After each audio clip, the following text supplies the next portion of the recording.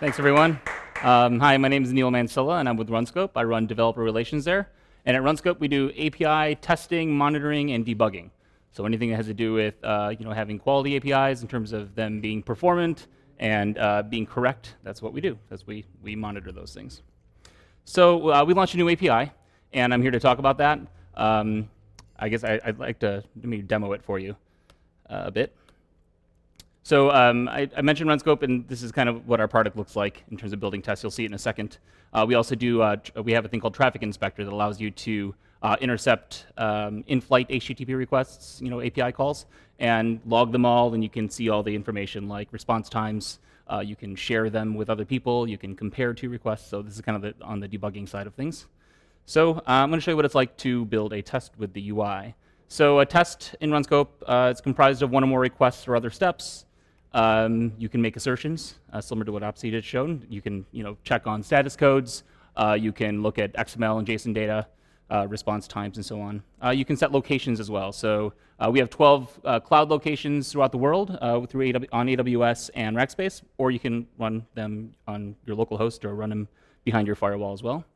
And you can schedule tests to run. So a typical use case for Runscope is to if a developer is testing an API that they're developing on their local dev machine, but they can take that same test and run it against their staging environment. They can run it against production. That same test you can go across a bunch of different environments. And in the monitoring scenario, you can schedule to run automatically on any type of interval that you want. So I'm going to show you how this is done. And then I'll get into the API. So I'm going to say Heavybit, first test. And the first thing you'll do is add a request. So I'll just put in some mock API, api.mansilla.com, API team roster. And let's just run it. I have one assertion, and that status is 200. So I'll save and run that, and it's running out of one location. And indeed, it passed. And you can see what the test results look like. This is what the request looked like from the testing agent, and this is what the response looked like coming back. And indeed, there was only one assertion. I could add as many requests as I want. I can chain them together. I could do all this funky stuff. I can add assertions that are programmatic rather than the ones that are just UI-driven like these. So you can add like status code, JSON, XML. So this is great. And we have 40,000 plus developers around the world using this. And one of we've always had an API, but the API was primarily used for triggering tests. So imagine you're in Jenkins and you wanted to add a build step, and one of those build steps was after you had you deployed your API to staging is to run a test against that environment.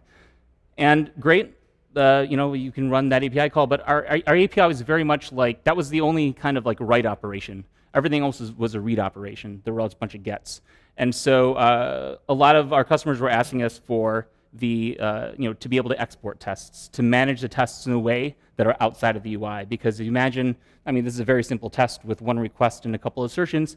We have customers that have hundreds of resources, thousands of tests, and you can only imagine how unwieldy that can get to manage. So we have an API that has both now read and write operations, and I'll show you what it's like. So you saw how I created this test. Let's maybe add one more assertion here that in the JSON body, the player number's got it for roster 0 has got to be 99. So you just do like roster 0, player number is equal to 99. And we'll add a few locations too. Let's do all of the locations. So I'm running this test through the UI. Again, you can trigger it to run through the API. You can schedule it to run. Let's just pull Germany out of here, or Hong Kong. And you'll notice there's probably a difference in performance, like a lot of higher milliseconds, but pretty much it's the same thing, right? And this time I added another assertion. So what I want to show now is the Runscope updated API. And to demonstrate that, I just stood up an IODocs node instance that has the API described in like JSON schema format. And so let's list the tests in this bucket. One moment. So list tests. And let's grab the bucket key. I think it's right here. So I'm OAuthed into my account, and I'm just going to try this. And now I can list all the tests, and I think the one that I just created should be in here. My account name is Jenny Weasley. Okay, there it is, Heavybit first test. and I can, now this is obviously a read operation. Now, if I were to take all of the things from this data block and then paste it into a post call, I can actually create that test. And so I guess maybe we'll just do that. I have a bunch of just shell scripts here. Let's go into Sublime. So here, let's see, here's what a test looks like in JSON. So you have your name, description, and the steps, and you can add one or many steps. It's an ordered array. And I have this, this assertion at 200. So let's just take that, and I have this script to create a test. It looks like this. The only thing, there's no magic in here. I'm just using curl, and I have my bearer token here, just kind of hard-coded, and then some pretty printing going on. So here we go. Let's try that. Create test, sh, and auto.json. Let's just 1, 2, 3, 4, 5. Come on, demo gods. And then I get something back. And what I get back is a response that has been created, 201. And so if we go to our list of tests back here, there it is. And it hasn't been run yet.